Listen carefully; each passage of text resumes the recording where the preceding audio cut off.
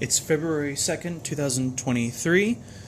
This is the third stream I've done today, and on my iPod I started the stream with Optigon by Orgy. We were hearing this song on the second weekend of February of 2001. I think it was... What day was that? It's driving me crazy now. I was thinking about that like just before I started streaming also. It was February 11th, 2001. Yeah.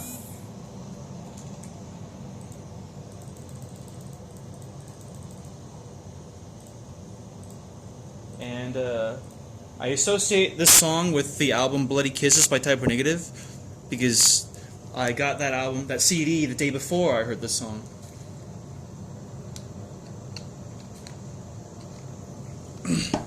I love Bloody Kisses. I love October Rust. October Rust is my first Type O album.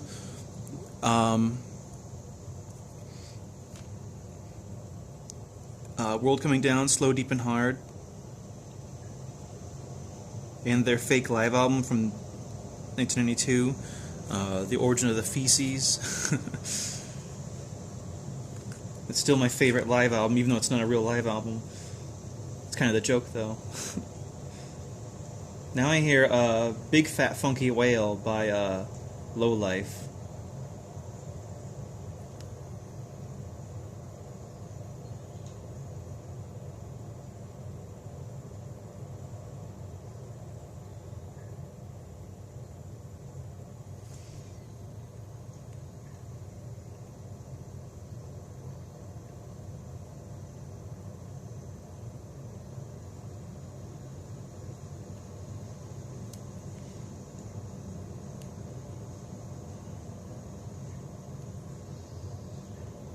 This is kind of an underrated band, in my opinion. The guy's voice is pretty unique. Unique in the same way as Peter Steele's or Andrew Eldritch's voice. Or, I don't know, Chino Moreno. Like, they all have really unique sounding voices that you hear their voice, you just immediately know what it is.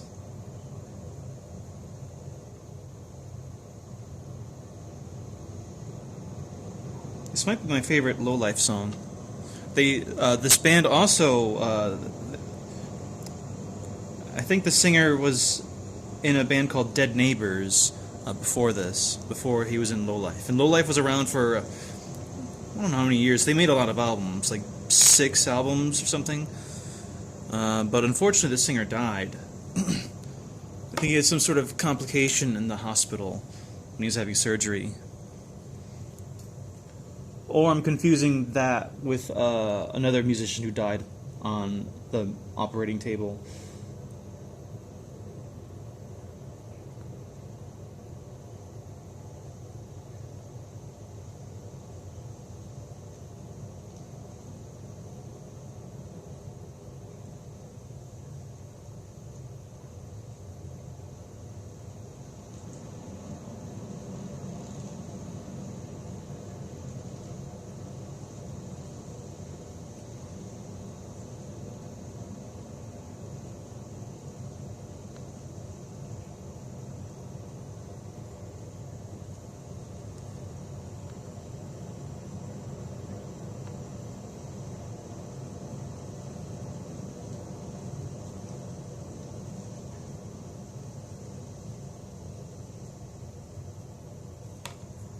I had an interview with a university yesterday called Limcock Wing, and they are basically an art and design college.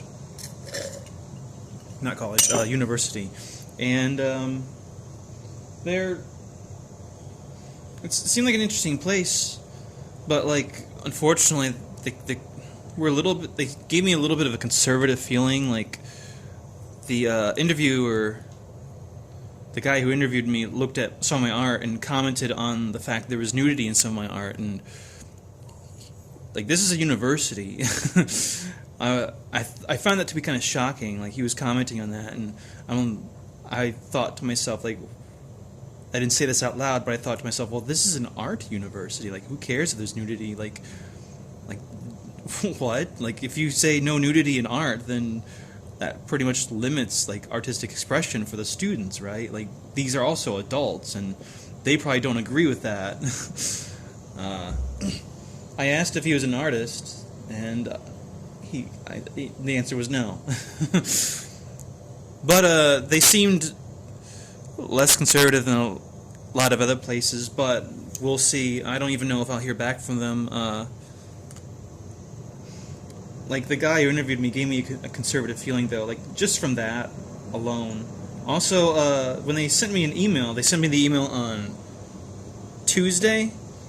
Today's Thursday, so my interview was Wednesday. They contacted me on Tuesday, told me to show up what time. They told me what time, but they didn't tell me, like, what floor or what room number. And apparently I was supposed to bring a laptop, and they didn't tell me that. Like, the email had none of this information. I just thought that was really strange.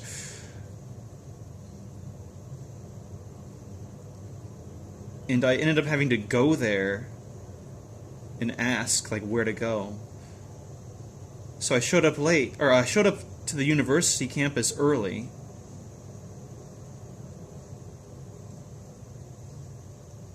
But then, I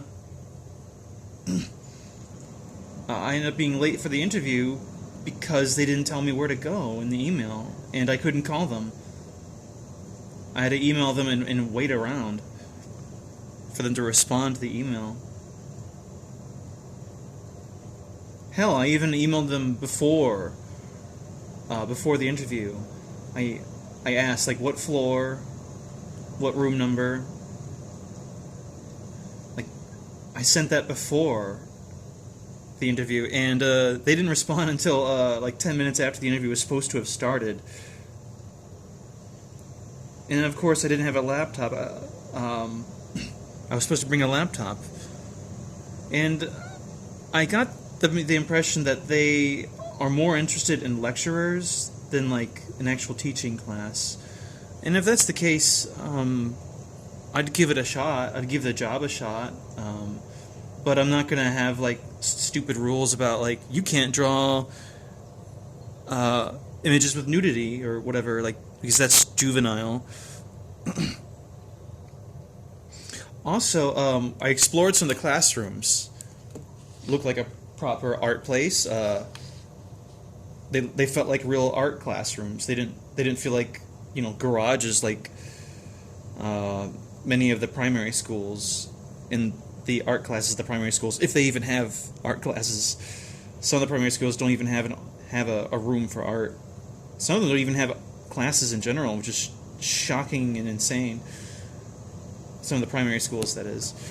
And I went into a drawing room at Lim Kok Wing University, and the first thing I saw was like nude people on the wall, like anatomy art, nothing erotic, and none of my stuff is erotic.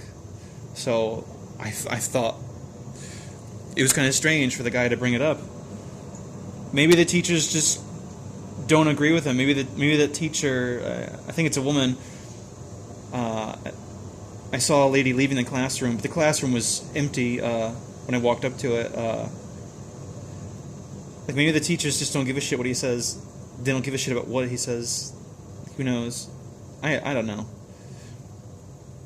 He also had a concern about the Ministry of Culture, and maybe that's where it's coming from, but then that's not his fault, right?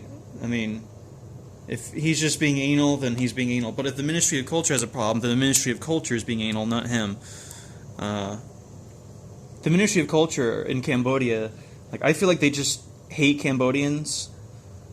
Like, they have so many stupid restrictions, and it's like how you treat a child, like the way they treat their own people, the Ministry of Culture. I think like, that's all I know about. It's just the shitty things they do in regards to the Ministry of Culture.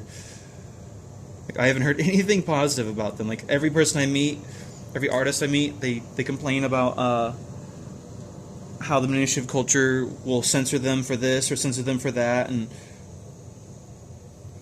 just crazy, insane shit. Like, you're not allowed to have nudity in the movie of any kind. even if it's not erotic. Like just insane. Like the fact that there's an institution that's devoted to wasting the taxpayers' time on policing people's policing people's art like that is so stupid. And then Cambodian artists can't express themselves or make money off of the things that they're making without running the risk of getting in trouble when they're doing nothing wrong. And it's not anti-Cambodian to have this stuff have nudity in art or political stuff or stuff criticizing religion. That's not anti-Cambodian, especially if it's of a Cambodian artist. I've talked to multiple Cambodian artists who are frustrated because the Ministry of Culture is so regressive and anti-Cambodian. The Ministry of Culture just hates Cambodians and doesn't want them to grow or change at all. They want them to live like the Southeast Asia equivalent of Puritans, creepy, repressed, weird Puritans. That's what the culture wants Cambodians to be like. The Cambodian people. The Ministry of Culture wants Cambodian people to just live like that. And it's really unfortunate. That's my opinion of the Ministry of Culture, at least. Fuck the Ministry of Culture. Fucking morons. Okay, I'm going to end this one, and I'm going to start a new one in a little bit. Have a good meow.